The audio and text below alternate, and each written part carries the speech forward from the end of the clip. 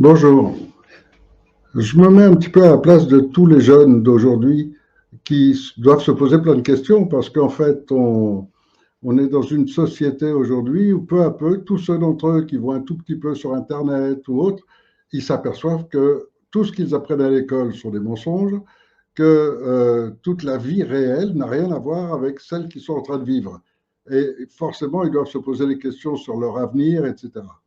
Alors, j'ai moi-même deux enfants, l'un qui approche de la trentaine et l'autre qui a 2 ans de moins. Et en plus de cela, j'ai même un de mes enfants qui m'a fait grand-père, sans me demander la permission. Et bon, c'est un petit peu particulier parce que tout dépend en fait de vos parents.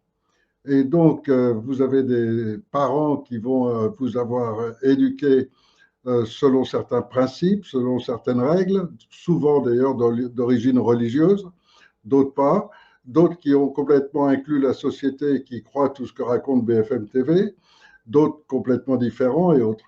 Alors mes enfants, moi, ils n'ont pas beaucoup de chance parce que depuis qu'ils sont tout petits, ils savent pertinemment et avec toutes les certitudes et les preuves nécessaires qu'en aucun cas, ils ne doivent recevoir le moindre vaccin. Et je les ai protégés contre cela. Donc, ils n'ont jamais été malades, ils sont toujours en pleine santé, etc. Mais eux-mêmes ont forcément mon influence et se disent aussi, il ne faut absolument pas que mes enfants maintenant reçoivent le moindre vaccin ni rien. Et donc, il y a parmi tous ces jeunes actuellement qui vont écouter cette vidéo, ceux qui sont pris dans les incertitudes générales, et puis ceux qui, au contraire, vont se dire pourquoi il dit ça, pourquoi surtout pas de vaccination, etc. Et ceux-là, je les incite à regarder un peu les statistiques. Plus il y a de vaccination, plus il y a de malades. Plus il y a de vaccination, plus il y a d'autisme. Or, ce qu'il faut bien comprendre et qui est particulièrement vicieux, c'est que l'autisme, c'est une maladie due aux métaux lourds qu'il y a dans les vaccins. Et cet autisme, il est déclaré à partir d'un certain niveau. Et donc là, on reconnaît typiquement quelqu'un qui est autiste, etc. Mais il y a tous les niveaux intermédiaires. Ce n'est pas le même niveau. Et donc, tous les jeunes, ce qu'il faut que vous sachiez, c'est qu'on vous a naturellement, avec ces métaux lourds, privé de 20 ou 30% peut-être de vos capacités, que vous n'atteindrez jamais, sauf arriver à vous détoxiquer complètement de ces métaux lourds. Et là, c'est assez complexe parce que toute la médecine officielle incite au contraire à vous vacciner et à vous charger des médicaments qui vont rajouter encore des doses et vous rendre malade. Et la vraie médecine est encore presque inconnue. Et donc, vous avez aujourd'hui une augmentation de près de 800% des cas de cancer chez les jeunes. Vous avez sûrement des copains qui tombent facilement malades. Donc, on est dans une situation très complexe, très difficile. En même temps, si vous suivez un peu les informations sur Internet, vous voyez tous ces gens qui vous disent on est dans la période des révélations, les vérités sont en train de sortir, etc. Et puis, il y a quelques-uns comme moi qui ont un certain âge et qui ont découvert tout ce système-là depuis très longtemps. Et en le sachant depuis très longtemps, j'ai protégé mes enfants au maximum contre les vaccinations, contre les médicaments, contre un peu tout, et je les incite en permanence à garder un schéma de santé, santé physique et mentale. Alors là, on a lancé une opération pour le 10 mars. Le 10 mars, j'ai rendez-vous avec M. Macron. Et donc, vous savez, ou vous devriez savoir que dans la géopolitique mondiale, vous avez une place majeure, car vous êtes la génération qui va la vivre, alors que nous sommes la génération qui essayons de vous laisser de quoi vivre correctement. Et donc, ce 10 mars, je vais rencontrer ce monsieur Macron, qui lui fait partie de la petite bande qui rêve de déclencher une guerre. Pourquoi? Parce qu'avant, il était malin, il y a 2 ans de ça, il a passé une loi de conscription. Cette loi prévoit qu'il peut, en déclarant la guerre, décider de demander à toute la gendarmerie et la police d'arriver chez tout le monde, que vous soyez dans un HLM, que vous soyez dans une petite maison à la campagne ou dans une grande ville, peu importe, tout le monde va se voir saisi de toutes ses économies. Il n'aura plus rien le droit de posséder. Toutes les possessions lui appartiennent automatiquement. à lui et à sa clique. Et à partir de là, ça veut dire que vous, on peut vous envoyer à la guerre. Dès, je ne sais plus quel âge, je crois que c'est 15 ans ou 16 ans, et vous envoyez à la guerre, et y compris vos parents s'ils ont moins de 55 ans ou de 70 ans même. 70 ans, vous vous rendez compte? Et donc, vous allez tous vous retrouver sur les terrains en Ukraine, massacrés par les Russes, qui eux-mêmes n'ont rien fait d'autre que d'appliquer la loi de l'instance internationale qui est l'ONU. Et donc, les Russes ont justement protégé leurs frontières. Donc, vous avez un président qui défend son pays et qui défend son peuple, et nous, on a en France un président qui veut détruire son peuple et qui est en train de le piller avec l'aide de la franc-maçonnerie. Donc, c'est tout un schéma très difficile à comprendre, et je ne vous incite pas à le comprendre parce que c'est très complexe, beaucoup trop complexe pour être abordé. Simplement, vous avez vous-même compris tous les mensonges de l'école elle-même. Vous avez souvent, pour certains d'entre vous, compris que le mensonge de vous dire la République, c'est la démocratie, qu'en réalité, c'est tout le contraire, et que cette République combat les droits de l'homme. Donc, je vous incite à reprendre la loi fondamentale, une seule loi, celle qui a fait la France moderne dans laquelle on a tous vécu jusqu'à présent, c'est la Déclaration des droits de l'homme et du citoyen. Lisez ce petit texte, mais lisez-le en le comprenant bien. Réunissez-vous à quelques-uns pour le traiter sujet par sujet, article par article. Et vous allez découvrir que la France est vraiment un pays merveilleux, que cette Déclaration des droits de l'homme, elle est tellement juste et belle qu'il est normal qu'elle ait fait le tour du monde entier et qu'elle soit adoptée par la plupart des pays du monde. Et donc, aujourd'hui, votre avenir est entre l'esclave et le soumis total. Vous n'avez pas beaucoup d'autres choix. Et vous savez, par les informations, que de plus en plus de réseaux pédocriminels se développent. Mais ce ne sont pas que des réseaux pédocriminels. La pédophilie existe depuis très longtemps. Il y a une historienne, il n'y a pas longtemps, qui a analysé Louis XV, qui a découvert que ça remontait aussi à Louis XIV. Et donc, c'est dans les mœurs des plus riches. Ce sont des psychopathes. Et un psychopathe, il est naturellement plus riche et plus puissant que n'importe qui d'entre nous, pour une raison très simple, c'est que lui n'a aucun scrupule, aucune morale. Il n'a pas la moindre règle. Il peut vous regarder droit dans les yeux et vous sortir le plus énorme des mensonges. Vous le voyez avec Macron et son mentor, enfin on ne sait pas ce qu'il c'est exactement, mais enfin le mec qui présente comme Brigitte Macron, c'est vraiment des gens capables de tout, qui n'ont rien. Et donc, ils ont fait fortune et leurs aïeux ont fait fortune et les ont formés de la même manière. D'une part parce que à l'époque de leurs aïeux, c'était les grandes colonisations du monde. Et donc, ils ont acquis les colonies et des richesses gigantesques. L'esclavage leur a rapporté des fortunes. Et toutes ces familles-là ont adopté le même principe. Et comme ce sont des psychopathes, c'est-à-dire qu'on ne ressent strictement rien pour les autres. Votre voisin peut crever dans votre immeuble ou juste devant chez vous, vous n'allez même pas lui donner un verre d'eau. Et ce concept-là est un concept très particulier, c'est une anomalie mentale qui fait que ces gens sont totalement dépourvus de la moindre humanité. Et en étant dépourvus de la moindre humanité, ça peut être leur propre frère, leur propre sœur, leur propre père, leur propre enfant. Et donc, ils ont rapidement compris que si ils maltraitaient leur enfant, ce qui se fait beaucoup par les viols, ce qui se fait beaucoup de différentes manières, l'enfant va lui aussi devenir un psychopathe. Et c'est pour ça que la plupart de ceux qui dirigent la France aujourd'hui, que ce soit l'ensemble de la franc-maçonnerie qui se met au service des pires politiciens, vous ne trouverez pratiquement que des psychopathes, c'est-à-dire des gens uniquement intéressés par leur intérêt personnel. Pourquoi Macron veut absolument déclencher une guerre en Russie? Vous croyez qu'il y a un intérêt quelconque? Vous croyez que pour lui, personnellement, c'est pas grave, c'est pour le bien du peuple français? En aucun cas. La seule et unique raison, c'est qu'il veut rester au pouvoir. La seule et unique raison, c'est qu'en déclarant cette guerre, ça lui permet de déclencher un article de la Constitution actuelle qui lui donne tous les pouvoirs et qui lui donne le droit de vous forcer à partir en Ukraine, qui lui donne le droit de saisir tous vos biens, et ça va commencer par ça, saisir tous les fonds de pension, saisir toutes les réserves que les Français possèdent économiquement. Et quand vous serez à zéro, vous ne pourrez plus bouffer, vous finirez par accepter d'entrer dans l'armée. Et donc, le schéma de vie actuel, c'est exactement l'opposé de toutes les valeurs morales de toutes les religions.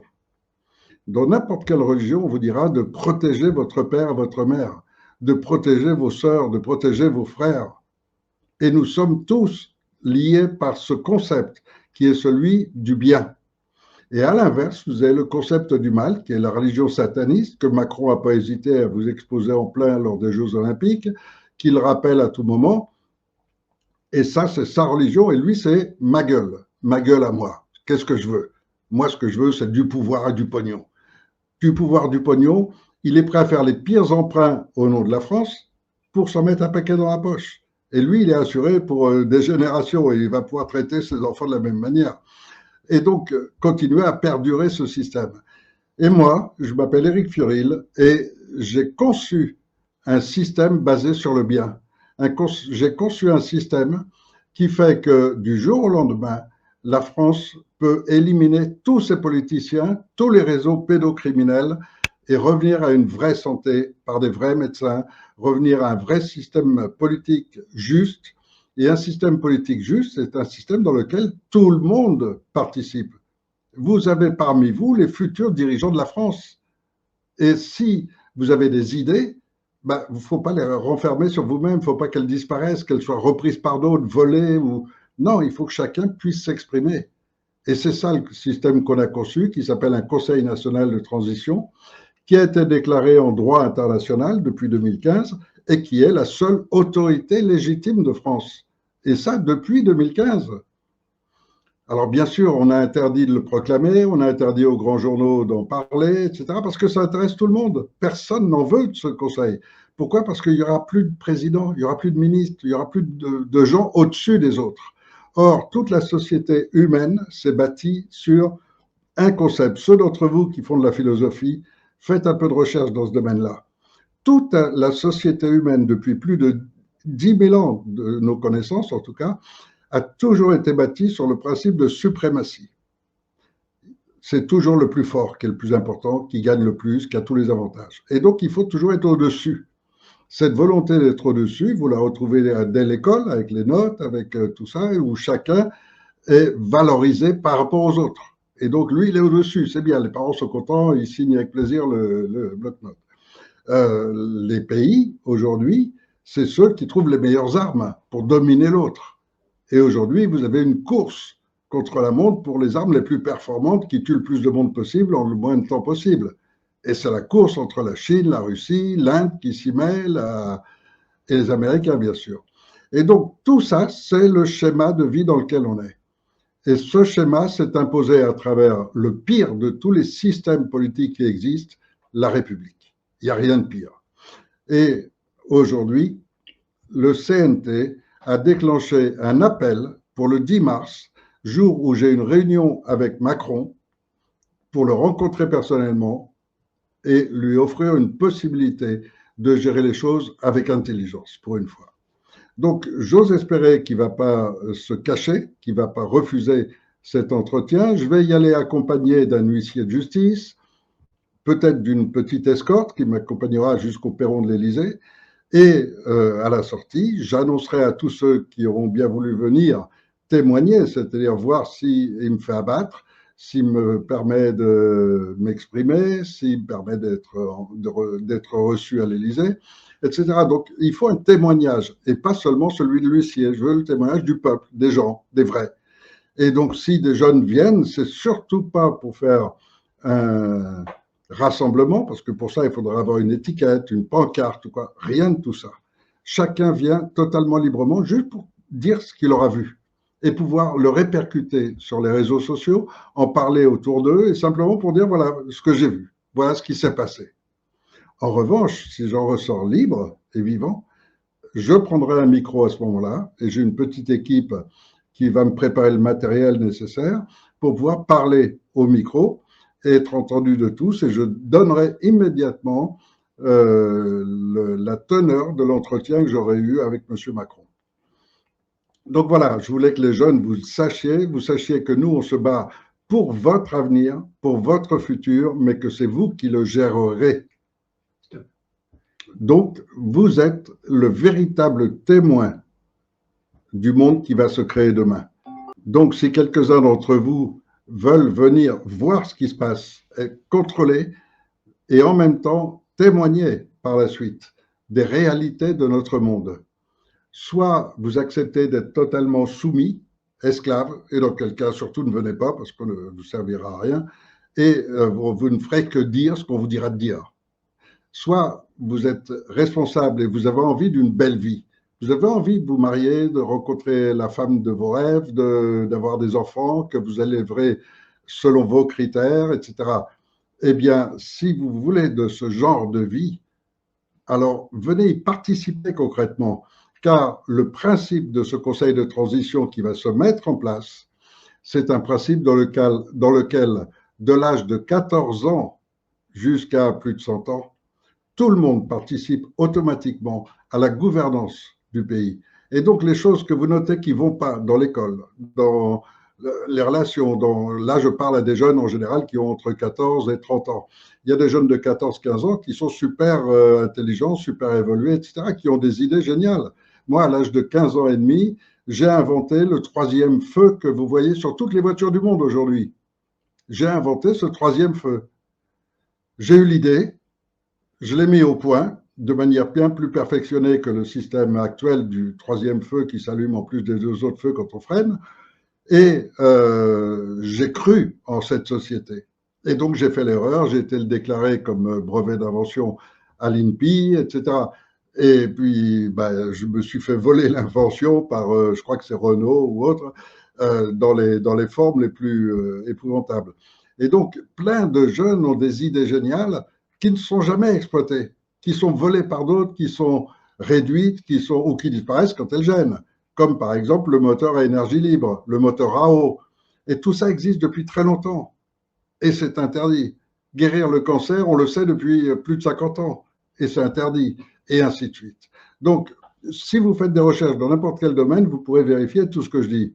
Mais en même temps, si vous voulez bien venir témoigner et rapporter aux autres autour de vous, on nous fait croire la démocratie. On a le président légal de France qui est venu rencontrer le président d'une secte, la secte de la République. C'est quand même deux dimensions différentes.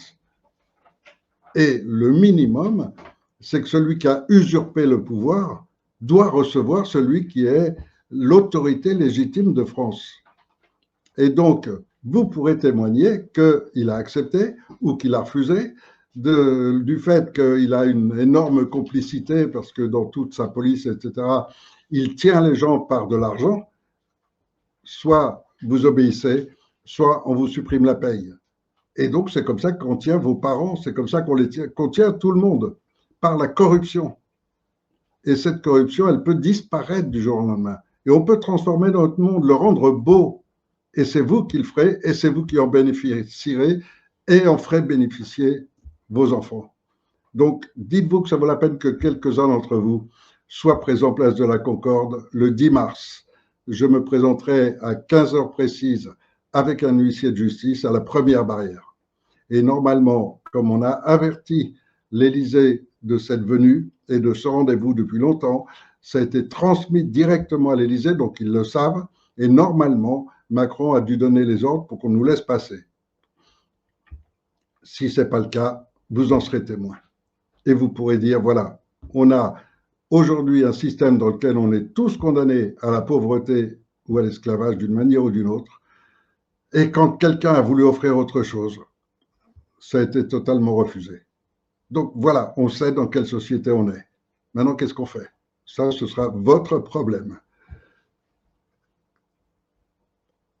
Alors, je vous espère assez nombreux, comme j'espère beaucoup d'agriculteurs, comme j'espère tous ces gens qui se rendent compte de ce qui ne va pas dans leur métier, dans leur branche. Et donc, j'espère tous les médecins, j'espère toutes ces femmes qui aujourd'hui sont maintenant devenues stériles par les vaccinations, j'espère tous ces gens qui ont souffert de cette fausse pandémie du Covid, j'espère que tous ces gens vont venir témoigner et dire, voilà, on a le bien et la possibilité du bien vivre, et de la réussite économique, parce que ça compte aussi, pouvoir vivre aisément, partir en vacances, vivre une vraie vie. Moi, mes enfants, j'ai réussi à pouvoir les emmener en vacances à chaque fois que j'ai pu. Et ils en ont profité, et ils en ont un bon souvenir. Et ça, tout ça fabrique leur personnalité. Et je souhaite que tous les jeunes de France puissent profiter de ce genre de bonheur. Et donc, soyez nombreux. Merci. Alors, au tout début de cette vidéo, j'ai commencé en disant que je m'adressais aux jeunes de 14 à 30, 35 ans. Mais ce n'est pas normal. La normalité, ce n'est pas de vivre jusqu'à 30, 40 ans chez ses parents. La normalité, c'est d'avoir une société dans laquelle, si on veut se mettre à travailler à 13, 14, 15 ans, on puisse le faire. La normalité, c'est celle-là. La normalité, regardez l'histoire. La normalité, c'est qu'un garçon qui arrive à 20 ans, il se marie avec une fille qui en a 18 ou 19 et qui commence à lancer, à créer un foyer, créer la famille, et que c'est un engagement. Vous avez plein de gens qui se sont mariés trop jeunes et au bout de quelques années, aujourd'hui, on divorce facilement. Mais qui paye? Ben, c'est les enfants qui sont battus entre l'un, l'autre, celui qu'on veut, celui qu'on ne veut pas, un qui se tire et on abandonne et on se retrouve. On a besoin de la famille, c'est vital. Et la famille, c'est le confort d'un enfant, de se dire j'ai papa, j'ai maman. Maman, c'est le refuge permanent. Papa, c'est la sévérité, c'est l'autorité, mais c'est en même temps le guide. Et on a besoin des deux. Et bon, moi, j'ai commencé à travailler, j'avais 14 ans. Mon père a commencé à travailler, il avait 12 ans. Et bon, je ne dis pas que c'est bien, je ne dis pas qu'il faut créer une société dans laquelle il faut que le plus jeune possible, on se mette à travailler. Il faut aussi des gens qui restent 10 ans de plus pour faire des études extrêmement poussées, pour être extrêmement pointus dans des domaines qui les passionnent. Mais ce qui est important avant tout, c'est de réaliser ce qu'on veut, c'est de faire ce qu'on veut. Ça, c'est la liberté, ça, c'est le bonheur.